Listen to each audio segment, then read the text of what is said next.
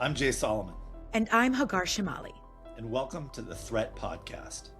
Every week, we'll analyze and discuss the most pressing, yet not always so visible, threats to global security and the movements and ideologies that fuel extremism and terrorism. We'll take listeners to the front lines of these battles, both at home and abroad, and we'll talk with the key players in law enforcement, intelligence, diplomacy, and academia who are working to counter these threats. Welcome to the Threat Podcast. I'm Jay Solomon. And I'm Hagar Shamali. On April 26, a video game programmer and engineering graduate from the prestigious California Institute of Technology attempted to assassinate President Trump at the White House Correspondents Dinner in Washington, D.C. Cole Tomas Allen is 31 years old and has absolutely zero history of violence.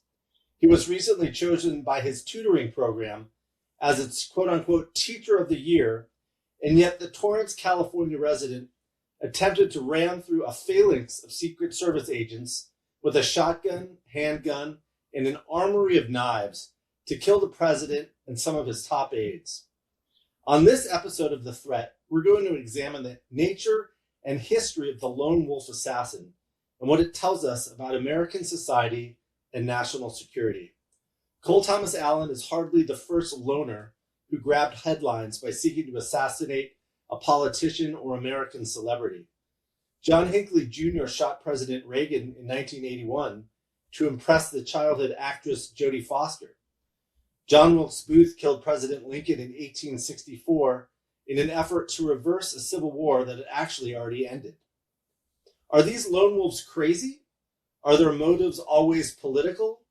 Or does their violence speak to the importance of celebrity in American society?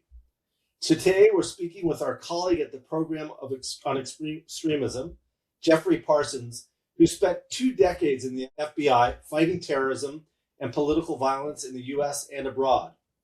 This included tracking down and prosecuting the terrorists involved in the 2008 attack on Mumbai, India, which killed 175 people. Jeff, welcome to The Threat. Well, thank you very much for having me. Look forward to the discussion. Hagar, nice to see you. Great to be here always. Excited for this conversation. Let's start off with Cole Tomas Allen. He appears on the surface to be sort of the classic lone wolf assassin. Doesn't really seem to be part of some larger group. Didn't seem to have a history of doing these type of attacks, or even that much. There's a manifesto tied to him that said that kind of explained that he felt he had to stop President Trump in sort of religious terms. As a Christian, he needed to do it. But do you think it's accurate to describe him as sort of your classic lone wolf assassin, lone wolf terrorist? Is that the way you see it? I do. I mean, there's not a textbook definition for this because there's a broad range of people that conduct these types of operations.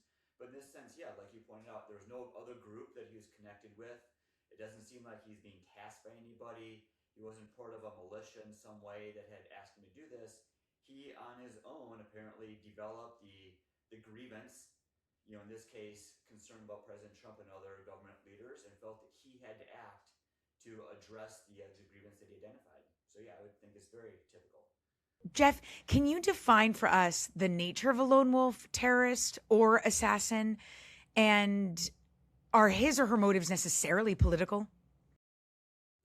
Yeah, so defining lone wolf is, the topic of papers that have filled journals left and right. So, but generally speaking, a lone wolf is somebody operating independent of a group that wants to conduct an attack on their own. And they've identified a grievance that concerns them that they want to address through violence in some way. And I think political is almost too broad of a term in this definition. If you want to say political as far as Republican and Democrat, I don't think that is appropriate. But by definition, terrorism has a political goal and that they want to achieve some type of change in the current system.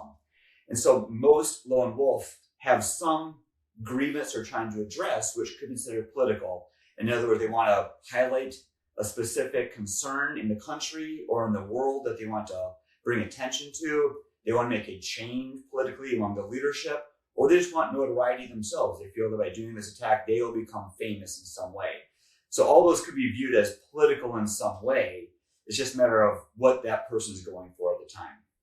Are there common motivators for these lone wolves, and are there common traits? I've read some reports that say, when you cut to the core of it, isn't really political in a lot of these cases at all. It's more just about them wanting to be famous or wanting to, be known publicly, and maybe, their lives are sort of going in bad directions. So going down in a kind of blaze of glory seems to be something that's pretty common to these attackers, more than a definitive political ambition.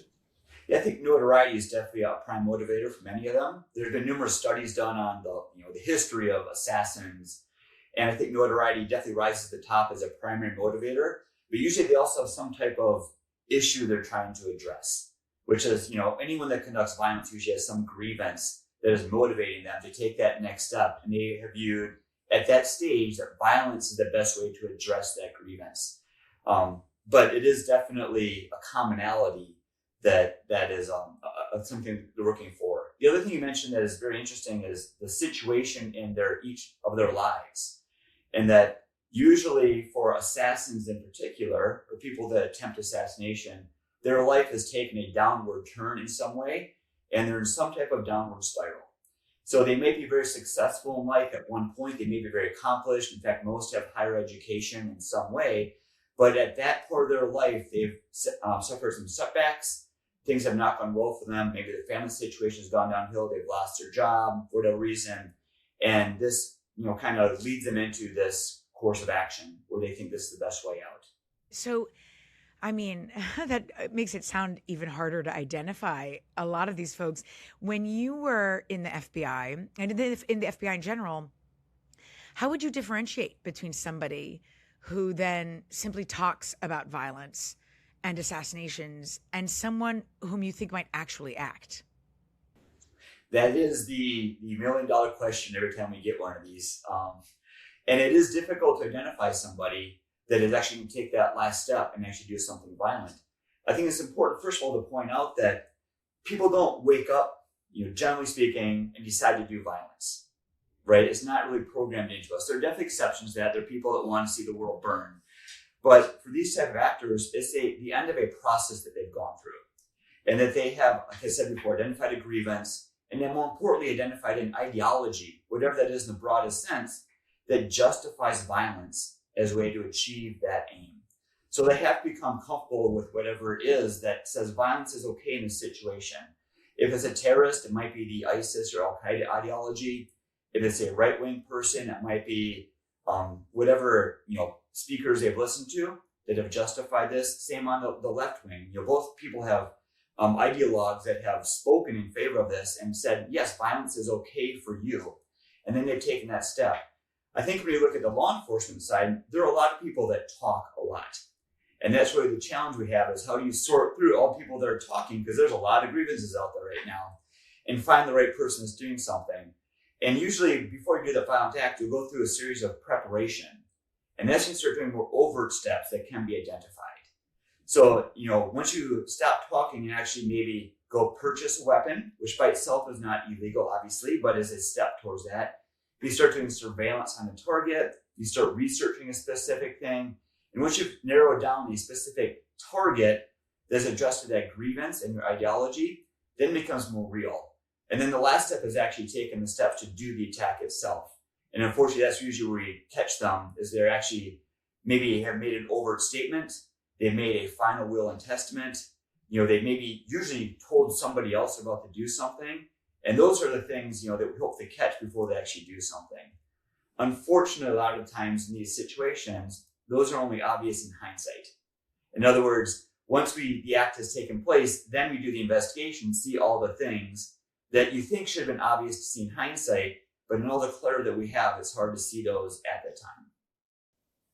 Can you talk about a bit more being in the FBI, like in this day and age? Like, I guess all this tech and social media in some ways can help you in detecting a potential assassin or a terrorist by, whatever they're doing online, but it also seems to present lots of challenges. Can you just, particularly in the last couple of years, we had a piece at the program on extremism last week on this organization, HI in Europe, which was recruiting totally through social media. But could you just add a bit more on the social media element of how you might try to track a lone wolf or a lone wolf terrorist? Sure, and that's a broad question. Generally speaking, the good news is in the current generation of people, they like to talk. And if people want to talk, they want to connect in some way. And so usually there's a thread out there in some way where they're throwing ideas out there, looking for a community they can associate with, looking for justification for the acts, and looking for encouragement in some way. So it might be Reddit, it might be Telegram, it might be Facebook, TikTok comments, whatever else. Usually you can find something there where they've reached out and said some indication. It's not going to be, I'm going to kill so-and-so on this day, but it might be an indicator of what they're leaning towards. The problem, as you also saw with technology, is everything's encrypted now. And there's a lot of communications out there. So how do you go through and find all those statements and just a barrage of information that's out there? And then, HI specifically, that was all done through Telegram, which aren't exactly cooperative with law enforcement legal process, and also is encrypted. So we can't see the communications. There are usually tells though, so for the HI example specifically, there was a Telegram channel at one point, and there were commonalities and networking that built out. So hopefully that provides an insertion point for law enforcement to maybe engage with people to identify who might be involved and identify motivators, identify tradecraft, or other indicators you can kind of latch onto that might help you develop leads to find the actual attackers in some way. It becomes very problematic. And the biggest challenge we have is, like I said, the volume of information that's out there. There's just so much out there. If they truly are a lone wolf, if there isn't a group out there directing them, it's hard to identify which of the myriad of comments out there and online matter, need to be followed up on, versus which ones are just people talking and being angry about things. I guess that's why, I think, if I'm not mistaken, the FBI has stated that the threat, the domestic terror threat emanating from the lone wolf is the greatest domestic terror threat that we face at the moment. And it makes me wonder a bit about that vulnerability that exists here, the extent to which foreign actors could take advantage of that. So can you talk a little bit about that? What's been the history of foreign involvement in U.S. political assassinations? You've written about alleged Russian ties to Lee Harvey Oswald, but are there other examples that you can talk about? There are. Unfortunately, foreign actors have sought to exploit grievances and social divides in the country for as long as we've been in the country, really. I think Iran might be the most active in this world right now. In fact, just a couple months ago, Asif Merchant was convicted and sentenced in New York City. He was an individual that was trained by the IRGC, an Iranian terrorist group, I guess, and was sent to the United States for the purpose of assassinating the president or other government officials. And in this case, he fell for the FBI playbook. He started talking to undercovers. FBI playbook goes forth and we arrest him for that act. But Iran has a history, especially since 2010, of attempting to do actions in the United States, whether it's targeting dissidents. They actually tried to attack the Saudi ambassador in a suburb of DC, but they are really not scared as far as sending operatives here to do those attacks. Another weird one was back in the 1980s, a Chicago gang actually reached out to Libya, hoping to collaborate to do attacks in the United States, hoping to get money and resources and training in exchange for doing Libya's political interests in the United States. So there's definitely, a history of that. We have not necessarily seen Russia or China go down that road as far as last step, advocating a violent attack in the United States, but they definitely sought to exploit social grievances to create more distrust and discontent in the United States. I have a psychological question, because you talked about the lone wolves. A lot of them want kind of recognition. Is that a vulnerability on their side? Like, looking back, some of them do things before the attack because there is their egos involved. Whether it's they're doing stuff online, or there's other provocative actions that might give inside the FBI a hint that something might be going down? I think so. Again, it's hard to find that proactively or preemptively. I think the biggest thing we've seen both in lone wolves and also in terrorists or seeking to attacks is somebody always knew something, right? Usually a family member or close friend knew that an attack was coming. They may not know the details of it, but usually they've confided in somebody something's going to happen soon. And that's how we have the challenge of getting that family member to speak up, before it becomes a problem so we can actually stop that. But every time we've done the review of these attacks, there was, indicators out there that a family member saw. And generally speaking, there's a change in that person's personality once they've taken that last step and they've gone from just ideology and grievance to actually making preparations and doing the actual attack itself. That somebody saw a change in that person and we're concerned about it. I think the best example is the attack that just happened yesterday in California. It was actually the mom of one of the attackers that called police saying, "I've noticed a change in my son. You need to go find him right now." Unfortunately, in that case, it was too late. But the family members or close friends usually know something's going on. And the biggest, help we have for law enforcement is them reaching out and talking to us so we can use the tools available to law enforcement to maybe stop that before it comes deadly. So are families usually more helpful than one would think as far as, trying to, I guess in some ways they're trying to save their kids or daughters or whatever, and they're the ones who notice the change the most? Yeah, families are complicated. We all know that. So it's difficult to say how family respond to that. Sometimes we as law enforcement hope that family realizes that the best way to maybe save their family member that's engaged in this act is to work with us so we can stop them and prevent something worse from happening. But sometimes family will try and take care of themselves, keep it in the family and handle it themselves. That may work sometimes. It doesn't work all the time. But usually they're the best ones to identify those changes, to identify the behavior that is a concern because they're closest. They're going to see those things that the internet and law enforcement methods won't see. Why do you think, Jeff, that there's this increase? It feels as though there's an increase in domestic political violence in the United States. We've had 3 attempted assassinations of Trump, right? You have the CEO of the health insurance company and it's interesting to me because on one hand, it feels like you're seeing more of it. Sometimes social media feels like it feeds into it a little bit as well. Maybe I could see on one hand how social media can help you identify potential attackers. And on the other, it feels like it also, nourishes them in a way or furthers a certain narrative or whatever and enables them in a way. And sometimes I also say, but I don't know, political violence has also been part of American history. So it feels as though it's surging. Is that true? And if so, why? Why do you think? Yeah, I've not seen any statistics or a comprehensive study to determine how this current era compares to previous eras in the United States. But I think you hit it on the head, though. This has always been part of our culture, unfortunately. We've had many presidents assassinated, many attempts on them throughout our history as a country, or other attacks. So unfortunately, that's where we are as a country. And it does seem right now there's a lot more. I think one trend you see when you look at these attackers is they pay attention to the previous attackers. So almost always they have looked at other attackers and grown motivations from those. You actually learn from those and maybe become accepting that is a viable way to address whatever they're concerned with in the country. So because there's more of those things to draw upon, more attacks begets more attacks in that way. I think one example for school shootings, Columbine was a watershed moment for that.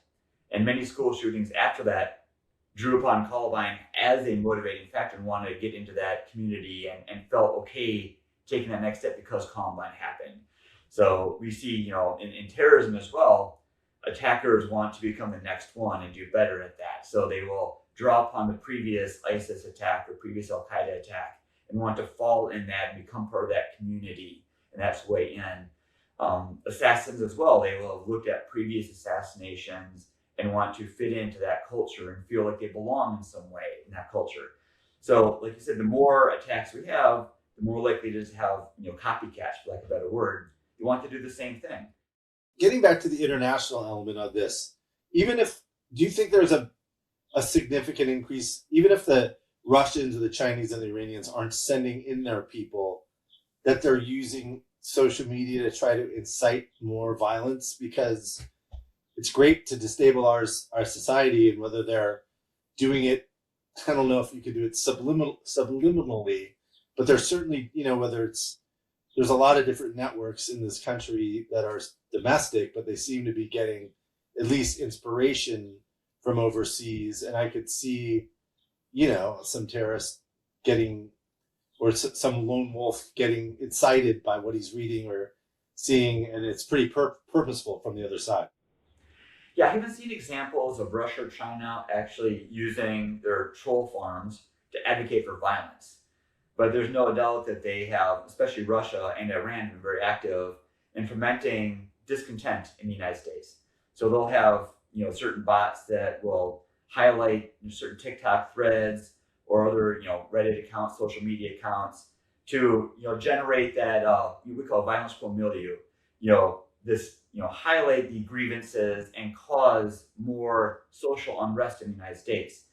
Now, from that, we get people that fall into, isolation and read those grievances and want to do something. So the more people you kind of get into this, unrest, the more people that get motivated because of some issue, the better chance one or two take that last step into a violent attack. So in that way, yes, foreign actors do cause problems because they keep these, social divides more visible, more public, keep them, in the front lines of the social media accounts. And that leads to maybe one or two people in the future going down that rabbit hole of violence and, ultimately taking that last step. What about, you've mentioned Russia and China and Iran, but what about when it comes to terrorist groups, ISIS, for example, I remember in 2016 when you had the shooting at the Pulse nightclub in Orlando, and the shooter was inspired by ISIS, and he wasn't the only one, right? We've seen others who've been inspired by terrorist groups, or they're seeing some kind of violence abroad. At that time, by the way, 2016, we had ISIS had become a bigger force. They had land in Syria and Iraq the size of the UK. Things were getting really heated. We saw after October 7, FBI director at the time, Christopher Wray, went on the Hill, said that there were flashing lights everywhere across the United States in terms of threats, and that the lone wolf was of utmost concern. So when it comes to that, how much are you seeing that as a threat? Is this, and also, do terrorist groups see that as an opportunity that they might be looking to exploit? Yeah, Al-Qaeda actually had a magazine called Inspire, right? The sole purpose was to, spread the ideology in English language freely to the United States, hoping to give wannabe attackers in the United States, or in the West in general, the, ideological support to go do something violent and to give them the group to belong to. So they recognized this early on. And in their case, they recognized that, in the early 2000s, we detected terrorists by traveling overseas to make that connection. That was the weakness that we were exploiting to make sure we could stop these terrorist attacks. So they said, let's cut it out. Let's make it simple for people.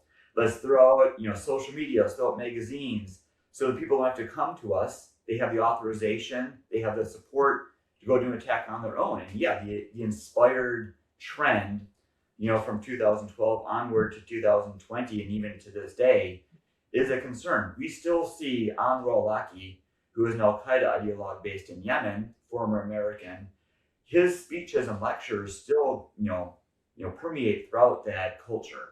And even though he has been dead for, 15 years or so, he continues to have that influence. And we still see the Inspire magazine, and ISIS had Dabiq and Rumah, which are their versions of it. We'll still see those show up in ISIS attackers now. They'll still read those, even though they're 10 years old. That's still like the catalog that people want to go to seek the encouragement, to seek the guidance on how to do something in the West. So it is a real problem, because the more you cut out the communications to groups overseas and make it, centralized here, there's less indicators for law enforcement to use to stop it. So it's also easy then. It's easy for these actors, for lone wolves, if they want to pursue something, it's easy for them to find the playbook in the United States to get a gun or use a car, for example, as a weapon. Is that your assessment? Absolutely. I mean, unfortunately, there's many ways to do an attack in the United States. And there's plenty of ways, and they're all very illegal up until the very part where they actually try to kill somebody. But because of the way the country is, it's not that hard. I won't say how, but it's not hard to get the right chemicals to make an explosive in the United States. It's not hard to find a weapon of some kind to go forth and do the attack. The hard part is, how do you find the person that's saying the right things online, that's showing the right behaviors, and then how we can insert some way to disrupt that before it becomes deadly. If you're in the FBI, like, what is the best response to try to combat this lone wolf phenomenon, all of this incitement that's coming online, whether it's domestic or foreign? You have a lot of capabilities that you didn't have probably even 5 years ago as far as using social media, but it's also like this network in Europe, this HIE thing, seems like it was set up really quickly. It's just, finding people who probably wouldn't be easy to profile because they're, they might be doing attacks for Iran, but they're not supporters of the Islamic Republic. They're not Muslim in a lot of cases. But how do you combat this threat when there's more tools available to you, but also those tools are being used against you? Yeah, I like to say that law enforcement is great playing man-to-man, but we're not good at zone. So in other words, once we know where the threat is, we have a very good record at disrupting attack at that spot. So like for the HIA example, once you kind of know where to look, once there's a one thing to grab onto, then you can start using those tools and where to zone in on and what techniques might be out there. Then you can start inserting sources, inserting undercovers, doing technical collection, exploitation of metadata to identify the network and build that out. The hardest part is finding where to look. And the lone wolf, that's the biggest problem, is if they do it right, there are no threads to pull on, or we don't know where it is because it's lost in all the the chaos that is the online world right now. The best tool law enforcement has is the community. Law enforcement is always best working with the community as a whole, with the trust of the community. And then they will tell us, hey, I see a threat here. And the biggest challenge we have is that people often think, well, that's not enough to work. That's not enough to act on. It's just a small little change in behavior. So they're hesitant to reach out to the community or to law enforcement to give them that. Now, for the law enforcement side, that one little tip might be all we need. Right, we might need to, we might have a bunch of other pieces, but that one little tip from family member or friend saying, hey, they just, circled the Washington Monument for the 5th time in 2 days. Okay, now we know what to work for. Now we can work with that. And that's where the trust from the community really becomes important. That we need people to understand that we're going to do the right thing. We're going to work with them. We're going to have everyone's best interest in heart, and public safety depends on that.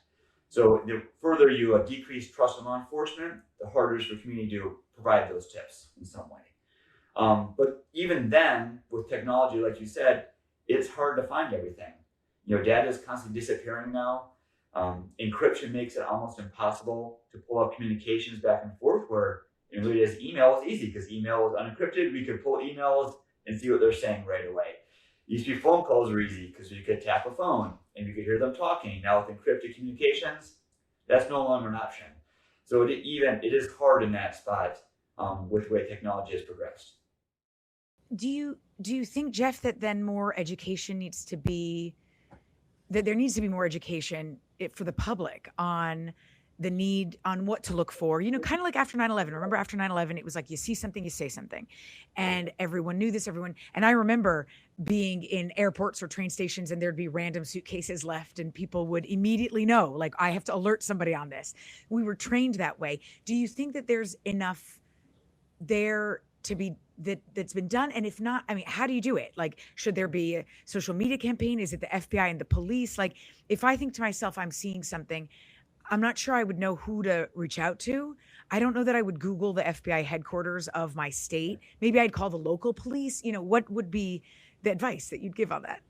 Yeah, I mean, this is actually a good news story in that there are less attacks happening right now because, law enforcement and the community was able to disrupt ISIS. They're still around, but it's not like it used to be. So in 2016 or 2002 after 9/11, people were much more attuned to that because they knew the threats. We were always seeing it. So they're much more mindful of it. Now, I mean, it is good. We don't have the same terrorist threat overall environment that we used to, but it still is a threat. So I think it's still important for everyone to know that, it hasn't gone away. There are still people that are seeking to do either, assassinations of the president or other congressional leaders or political leaders in some way, or other terrorist attacks on behalf of ISIS or any of its affiliates. So it's just important to get that message out there that it's still there. And I would say it's not just limited to terrorism. Law enforcement relies on tips for everything. If it's a missing person, if it's a kidnapping, somebody knew something out there that can help open things up. It's just a matter of always establishing that trust and keeping that door open so we can get those tips that we need. I'm curious, in the wake of the attempted assassination at the Correspondents' Dinner, this profile of Cole Tomas Allen has come out a bit more. He's a kind of a techie engineering guy. He's a teacher. He's making video games. He's also pretty religious. He goes to church. Is there anything in retrospect that you think might have tipped someone off? Because he did have this manifesto. His travel seemed taking a train from California with his weapons all the way to the hotel, but it still seems like it would have been a needle in a haystack. But maybe, I'm just curious, now that the story's been out for a couple of weeks, is there anything that you think might have been able to tip people off? It does seem like the security at the hotel was an issue, as in he, checked in 2 days in advance with all of his weapons and was like casing the place. Maybe that should have been a better tip off. But yeah, I'm just really interested in the retrospect of what's happened, if you saw anything. Yeah, I didn't see any social online presence that would be indicative. I didn't see him posting anything that I've heard about on Reddit or Facebook or anything that would have been alarming. The manifesto is very interesting because he definitely took the time. He wanted his message to get out at the end. The biggest indicator, I think, was the travel. That he actually left and traveled halfway or all the way across the country to do this attack. So in this case, it would have been dependent on a family member to recognize that he is traveling for some reason, which is a bit unusual considering his life situation. Maybe that would have been a tip. Best case, it would have been a family member saying, hey, he hasn't been the best spot in his life. I'm worried about him. In a perfect world, that might have been a call to Metropolitan Police in DC or the Secret Service just to look out for him and maybe do an interview and maybe find it that way. But that is like a needle in a haystack at that spot. A lot of things have to work right to find that. He is a bit of an anomaly in that there wasn't the tail out there that we could have picked up on in this case. It is a sad thing that if you're willing to die to do an attack, you can get pretty close to doing it. And if you do it right, if you don't say anything, if you don't leave, the tails out there, it's really hard for law enforcement to stop that. Do we track travel patterns internally like we do? If someone's coming in from Afghanistan or Iran, like that's going to be detected. But yeah, that's like a bit of an unusual travel pattern all the way from California to. Do we do surveillance on that or not? Not unless you know what to look for. No. There's no. I mean, the best example is the no-fly list. But there's a certain threshold that has to be reached to highlight someone as a threat. In other words, law enforcement and intelligence communities identified certain people that have raised the level that we can watch list them. And in those situations, the trains and airplanes will know when those people under those names and dates of birth have booked travel, and then law enforcement is alerted to that. But again, it goes back to they have to be highlighted in some way. We have to know where to look, and then we can look for it. So in this case, had he been on the no-fly list, or had been, look for that, we might have picked up that he was traveling. The right detective or secret agent or special agent might have, hey, we should look at this, where's he going, and look for him to show up at the hotel. But again, there's several steps that are very hard. And it's also important to highlight that at any one time, the Secret Service has a handful, if not tens or 20s of threats for the president. So it's not just one thing they're looking at. They're looking at, could be 20, 30, 40 people that they're worried about in that geographic area that they're trying to pay attention to. So we always know about the ones that did something at the end, but there's another 19 or 20 they're looking at as well that they actually were able to disrupt or keep under control. I mean, there's one test case we've written a lot about at the program on extremism is this young lady, Calla Walsh. And I'm interested talking to you as someone in the FBI, like, how would you approach this case? Because on the one hand, she's a young woman. She actually engaged in violence to the point she went to prison, but just for a few months. But she's also, she's actively inciting violence online, calling for assassinations of Israeli officials, calling for, the death of Americans in Iran. Like, I'm curious. I'm just amazed. I find it's an interesting case because her path towards radicalization has been so public, and yet no one seems to have been able to stop it. And I'm curious, as someone from the FBI, is it just in our system it's so free that there's little you can do, or are there steps that you think should have been taken earlier? Because now it almost looks too late. Yeah, I mean, this is a tough one. And unfortunately, I won't say unfortunately, but the way our laws are written, the First Amendment is pretty powerful in this case. And that there's only one example I could find to look back on this of where we prosecute an individual for incitement to violence for terrorism. And that was Ali Al-Tamimi, who was the ideologue that motivated the Virginia Paintball Network going back to 2002, 2003. And in his case, actually overthrown about 3 or 4 years ago. The Supreme Court overruled it and said, no, what he was doing to incite these individuals to travel to Pakistan was protected under the First Amendment. And so he's actually been released from prison because of that. So without an overt act in furtherance of, beyond just saying something, it's very difficult to prosecute. Now for Calla Walsh, I think the one thing to look at now is her involvement with designated terrorist groups, right? So I think she's actually more closely under the IRGC. And if she's doing anything to maybe put someone directly in touch with the IRGC to facilitate that travel, if someone reaches out to Calla and asks for help and she provides that help, that could be something that could lead to a prosecution, or at least, closer to develop that. If she's providing expert advice to the IRGC about targets in the United States, that could be something to look at. The problem with these things is you have to get to the probable cause standard to start doing these more advanced techniques to find these steps that might be, violation of law. And right now, just speaking becomes very dangerous, or it's hard to get that probable cause based on First Amendment alone.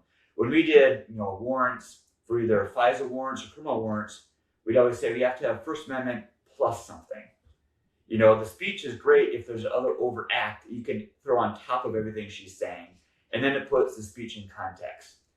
So for Calla, hopefully they're looking at that, that she's maybe providing something to IRGC. And if nothing else, she's one of those, a center of gravity, to use Noel Clausewitz's term, that might draw on other people. So by looking at her, you might find other people that are inclined to violence. In other words, her online network might draw in people that are of a like mindset, that want to do something. And she could be like a lightning rod that, by looking at her, you find the next attacker in some way. So there's hopefully law enforcement is looking at that, either to find the next bad person or to see, what advice she's doing or to help unravel foreign networks. But it's difficult when it's only speech. On the issue of material support for terrorism, though, we live in this age where narrative warfare, information warfare is almost as important as kinetic warfare. She seems pretty clearly providing assistance to designated entities. Press TV is a designated entity, and she's on it all the time. And that seems to be material support, even if it's not, a kinetic action. Am I off, or do you think that's something that is seen as contravening U.S. law, or is it something that should be? I think I'm definitely not a lawyer, as all the prosecutors I work with have always reminded me consistently that I don't know the law, but I know how to collect evidence. And we have definitely, and I agree with this, that other countries use media to propagate their own propagandas and in furtherance of state interests, right? China is a great example of this. Iran, Russia, their media outlets are, let's be serious, arms of the state, right? They're not a free press. It's more propaganda than free press. And so by designating those as entities, open up certain ways to prosecute them through FARA or otherwise. Just have not seen us do it yet, right? We've designated the entities, but even then it's hard, I speak from previous experience, it's hard to get like a FISA warrant or criminal warrant based on that. The courts just aren't there yet without the more overt act that is more tangible. Put another way, just speaking on other outlets overseas really is not prosecutable. There's many Americans that have gone on to TASS or RT or any of the Chinese networks and spoken, and we're not going to prosecute for that. You need something behind the scenes to show they're doing it for a specific purpose. And that's the chicken egg thing, right? How do you get the probable cause to look for the private communication, the private acts that put that public persona in perspective? Well, I find the Callawells case infinitely interesting, and this has been a great discussion. Hagar, do you have any issues, questions you want to close on? No, I mean, I guess the only thing I'd ask finally is there something you think that needs to be changed from the government side? A certain policy or authority that they need or practice? I mean, with something, within the realm of realistic, obviously, but what do you find? Is there something that frustrates you that you're like, no, we should have this ability, we should have this authority, for the sake of our public safety and ensuring that foreign actors can't exploit this vulnerability here? It's a great question that, we've talked about, in the SWAT area and the FBI for years. And the fact is, the FBI could stop every violent attack. It's just you don't want to give us the power to do that. So there's always this balance in America of how do you balance our civil liberties that are incredibly important versus stopping violence. And if you walk into the Hoover building, when you walk in there, it says our mission is to uphold the Constitution and protect the American people. And those are always kind of in conflict in some way. And that we want to be sure we provide and support all of the constitutional rights that we have, because that's very, very important to us, but also stop violence. So I don't know how you amend the current laws without becoming an authoritarian state. We don't want to give up what makes America great to stop violence, but we do want to stop violence. So like I've said before, we play man-to-man very, very well. The biggest thing is really the cooperation of the American public. As long as we have the trust of the American people and they can provide us the tips where to look, we're usually pretty good at stopping at that point. And that's the biggest piece that I emphasize over and over again. Hopefully these attacks will abate, but thank you so much for being on The Threat. Really appreciate this discussion, and Hagar, great to see you. Yeah, likewise. This was a great discussion. Thanks so much, Chef. All right, thank you very much.